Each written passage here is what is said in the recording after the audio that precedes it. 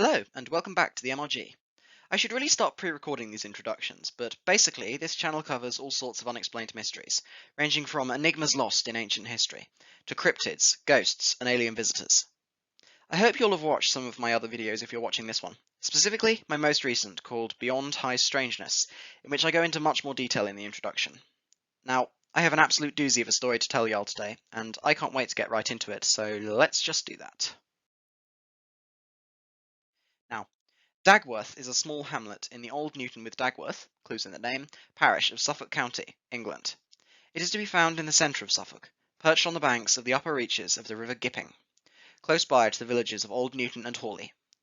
Like with many other small English settlements, the first mention of its existence comes from the Domesday Book in 1086, in which it is said that the hamlet was mostly dominated by one Hugh de Montfort, who had built Hawley Castle on the fortified mound which had been home to the hall of a lord by the name of Guthmund, before the Norman conquest of 1066.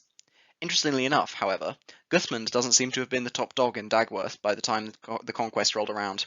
That honour would have to go to a free man, which was simply a farmer with his own land, by the name of Bream. I really hope I'm pronouncing that correctly. There is some speculation that this Bream was actually a moniker by which this mysterious man was known after his death during the Battle of Hastings, which could mean famous or local hero, so it's quite clear this guy was someone to respect. This is Hawley Castle, by the way. I've put like a then and now thing up on the screen. It was partially burnt down in 1173 by the forces of Robert de Beaumont during the rebellion against Henry II, and it was then never fully rebuilt. A manor house was built within the Inner Bailey, which would later go on to become Dagworth Manor, the subject of this story. And the last remaining standing parts of the original castle, which was the keep tower, were demolished by one Richard Ray in 1760. The only things visible of the original castle today are the circular foundations, which you can see in the picture on the right. After a long saga involving Hugh de Montfort becoming a monk and then all sorts of folks ending up in possession of the budding Dagworth Manor House, a King's Justice by the name of Osbert Fitzharvey came into ownership of the house.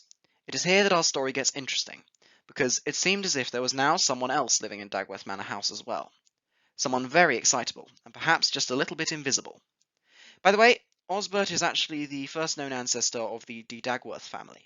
His wife, Margaret Fitzrosslin, would later go on to give birth to Richard de Dagworth in 1205. It seems that she would die in childbirth, but hey, Richard went on to be a lord, I guess that's a plus. Osbert himself would go on to die 1 year later after his wife. So, back to the invisible resident. According to chronicler Ralph of Coggeshall's Chronicon Anglicanum, during the reign of King Richard, spanning from 1189 to 1199, there was a, quote, fantastical spirit which would frequently manifest to the Fitzharvey family. It claimed, apparently in the voice of a 1-year-old child, to be a human named Malekin, who was living with his mother and brother in the neighbouring house. He claimed to have been born at Levenham, only to have been taken away by the fairies when his mother had carelessly left him in a field while she was out harvesting. This had meant that Malekin was now trapped between worlds, stuck in incorporeal form for 14 years. He said that he had been in such a form for 7 years already, and that he only had another 7 to go before he could return to the human race. According to this disembodied voice, the fairies used a sort of hat, or hood in some translations, that would make them invisible to humans.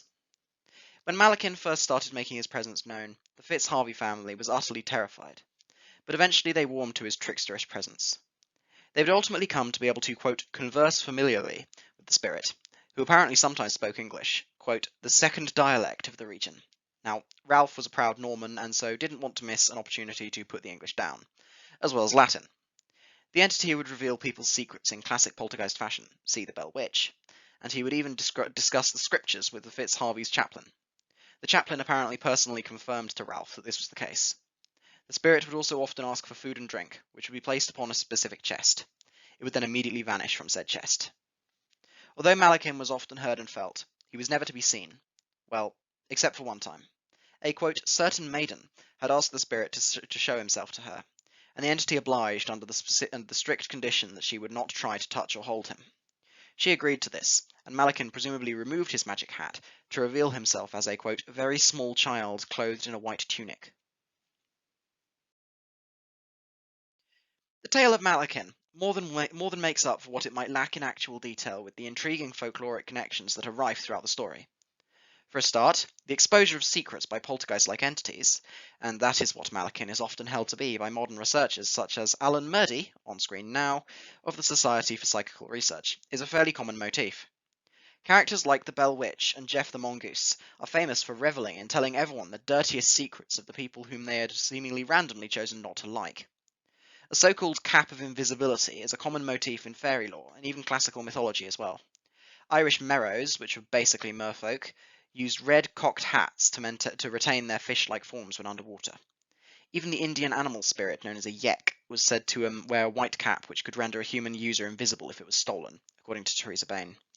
Now, also the Korean Dakaibi or Dakaibi had caps which, if they were stolen, they would render a human user invisible. So that seems to be a common motif, like across folklore throughout the entire world.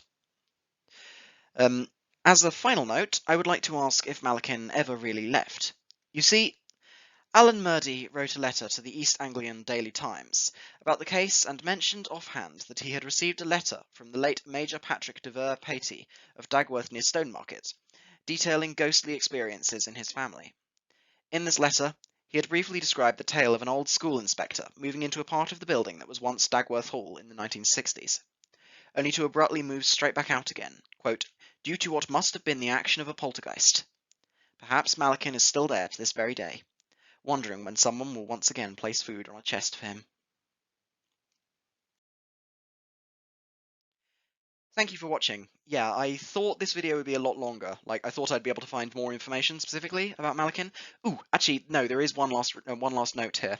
Ralph of Cogs Hall may or may not be a reliable source because he wrote about a supposed vision which had been had by a peasant in one of the nearby villages, basically in which it depicted let's see, yeah, basically in which it depicted Osbert Fitzharvey, or someone who is assumed to be Osbert Fitzharvey, burning in hell because he was so because it's quite clear that Ralph just didn't like the guy, and so it could be the case that Ralph made this story up to slander Osbert, but I don't know about that. So yeah, basically, I hope you'll come back very soon for another video which will be longer and also less waffly. But yeah, I'm glad you enjoyed.